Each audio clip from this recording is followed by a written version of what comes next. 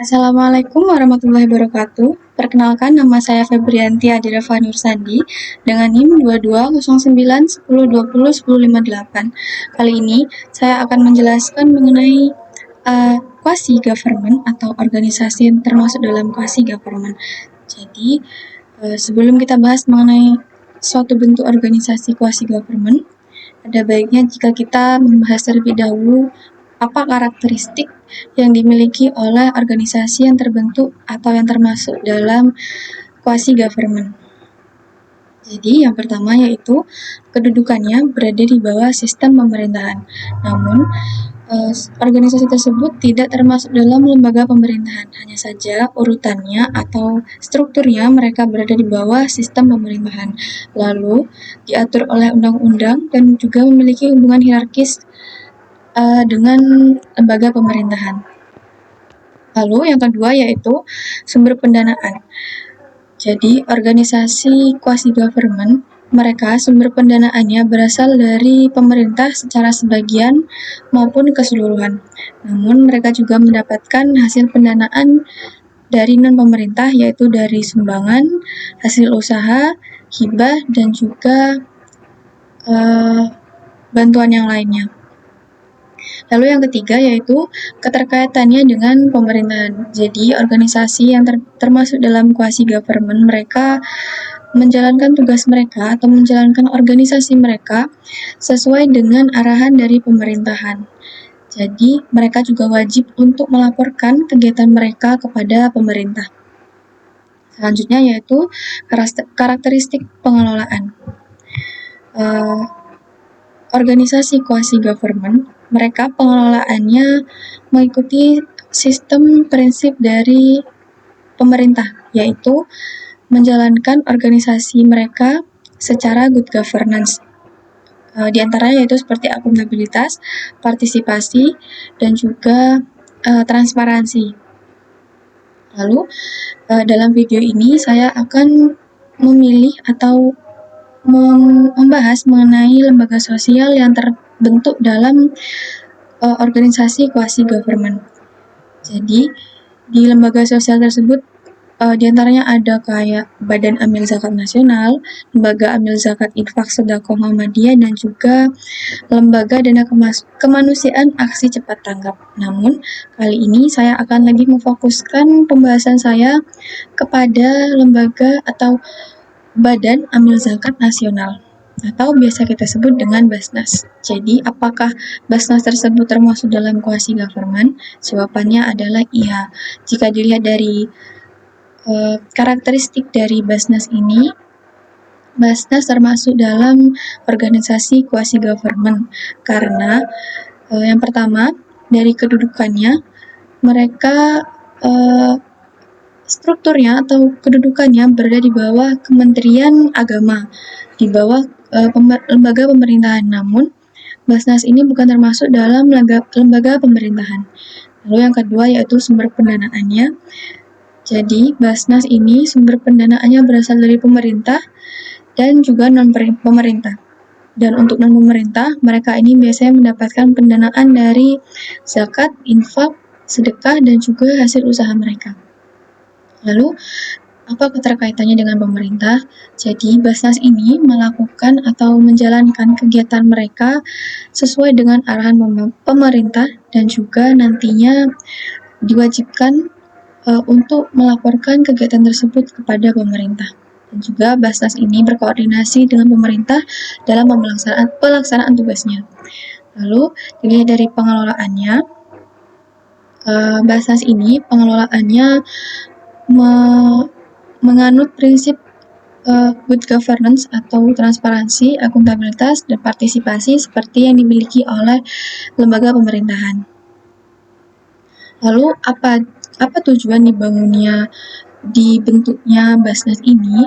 Tujuan ini adalah untuk meningkatkan kesejahteraan masyarakat dan juga menjalankan fungsi sosial. Basnas beroperasi untuk tidak mencari keuntungan. Jadi, mereka lebih memfokuskan untuk menyalurkan dana-dana tersebut kepada mereka yang membutuhkan. Lalu, Basnas ini juga berdampak pada pertumbuhan perekonomian secara nasional, karena mereka ini atau organisasi ini secara signifikan berfokus kepada kehidupan masyarakat dan juga perekonomian masyarakat.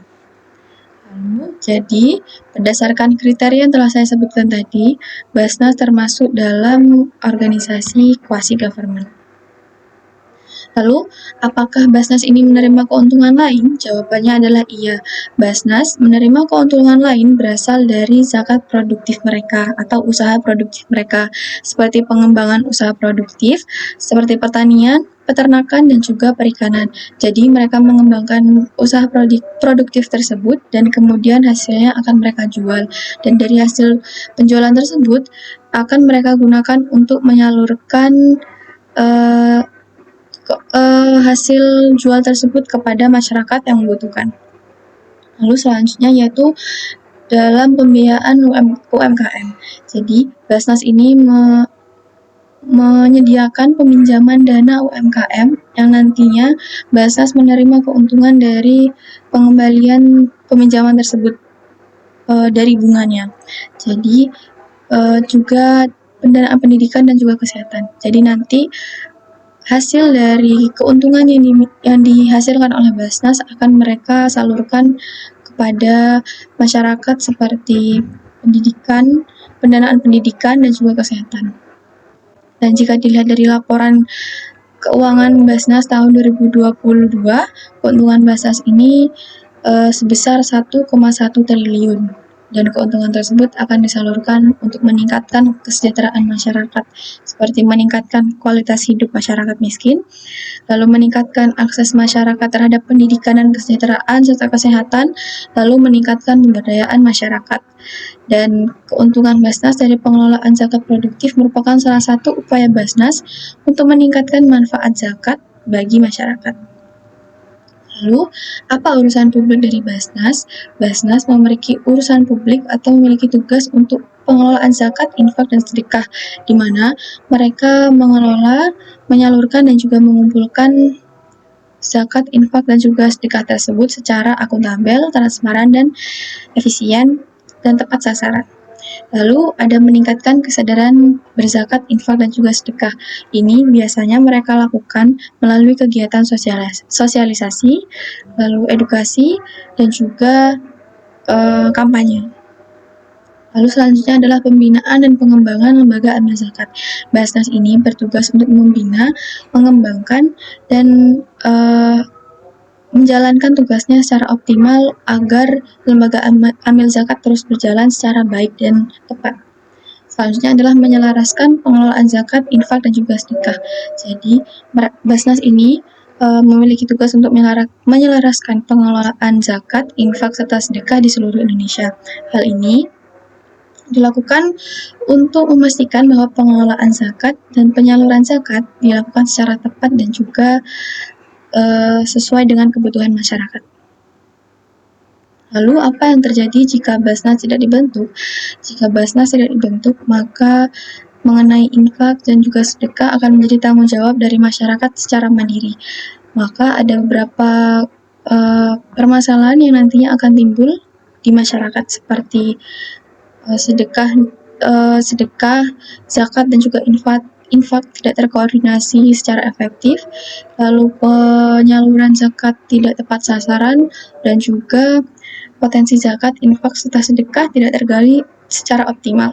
Selain itu, ada juga masalah lain yang timbul jika Basnas tidak dibentuk, yaitu berkurangnya kesadaran masyarakat untuk melakukan infak dan juga sedekah.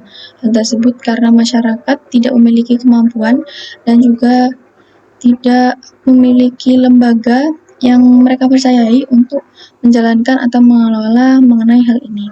Jadi berdasarkan permasalahan tersebut, penting adanya Basnas atau lembaga sosial yang mengelola mengenai zakat, infak, serta sedekah agar mereka memiliki lembaga sosial yang dapat mengelola zakat, infak, dan sedekah secara profesional dan tepat sasaran. Itu saja dari saya. Kurang lebihnya mohon maaf. Wassalamualaikum warahmatullahi wabarakatuh.